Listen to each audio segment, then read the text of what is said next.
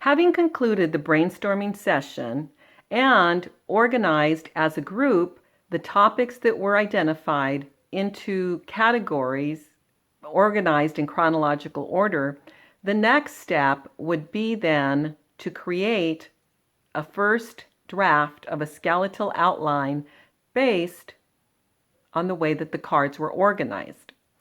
Once you create the skeletal outline, you may choose to send it out to participants to have them have another look and to provide feedback, and then you can make any needed changes as a result of that feedback.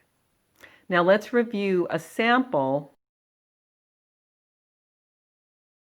Before we look specifically at the outline, I'd like to review the list of some of the topics that I identified during brainstorming topics for this course.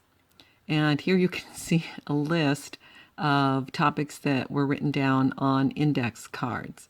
And so once you have all of the topics and they're on the index cards on the wall or right in front of you, the next thing is to organize them as we previously discussed. And then the next step will be to use the cards in the manner in which they're organized and put them together into an initial rough outline of what the course should look like.